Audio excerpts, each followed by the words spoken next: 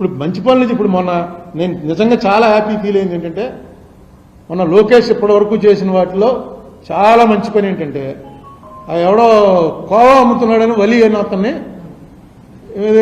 ఈ యూట్యూబర్స్ అనుకుంటాను YouTube channels ఎవరైనా గొడవ చేశారు. ఆ గొడవ చేసింది ఎక్కడో ఇది వచ్చింది నేను చూడలేదు అసలు. ఈయన వల్లితోటి నేను అతని దగ్గరికి వెళ్ళేది ఏదో తింటాను అని ఇచ్చాడు. బీజేపీతో ఎలియన్స్లో ఉండి ఆ మాట అన్నాడు. డెఫినెట్గా అది అలాంటి 10 మంది అనాలి.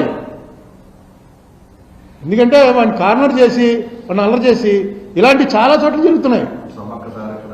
సమ్మక్క సారక్క దాంట్లో జరిగింది. అది నేను చూడలేదు యాక్చువల్గా. ఈయన అన్నాడన్నది చూసి అప్పుడు ఎత్తికాను ఏంటో ఏం జరిగిందని. ఇలాంటి అహ్మదాబాద్ దగ్గర అయితే డైరెక్ట్గా ఆ హైవే మీద ముస్లిం హోటల్స్ ఉన్నాయట. ఈ బస్సులు ఆపి బస్సులో దిగుతారు. కొన్ని హోటల్స్ దగ్గర బోర్డు పెట్టేశారు ఈ హోటల్లోకి వెళ్ళడానికి వీల్లేదని. ఆ హోటల్ వాళ్ళంతా రోడ్డు మీద పడ్డారు. ఎప్పుడో 40, 50, 100 ఏళ్ల నుంచి జరుగుతున్నవన్నీ కూడా మూసేయాలన్నారు. మొన్న ఇంకోటి చూశాను ఈ లోకేష్ వెతుకుతుంటేనే అది కూడా దొరికింది.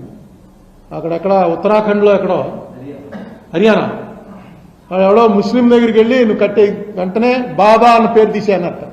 బాబా టైలర్స్ అనుకుంటా. అంటే బాబా టైలర్స్ అని చెప్పి ముస్లిం ఉన్నాడు టైలరింగ్ చేస్తున్నాడు. ఈ బాబా పేరు మాది హిందూ పేరు ఇది తీసేయన్నారు. తీసేయంటే అతనికి సపోర్ట్గా ఎవడొచ్చాడు. ఆ పక్కన ఎవడో దీపక్ కుమార్ జిమ్ ఉంది వాడు ఎవరితో గొడవ పెట్టుకోవాలనుకున్నాడో ఏంటో వచ్చాడు సీన్లోకి. వచ్చి ఎంటర్ చేసేది తీయడానికి వీల్లేదు అన్నాడు. అంటే వీళ్ళు ఏం చేశారు చుట్టుపక్కల ఉన్న ఊర్ల నుంచి ఎవరో బజరంగ దళో ఇంకోళ్ళో వచ్చారు అటాక్కి.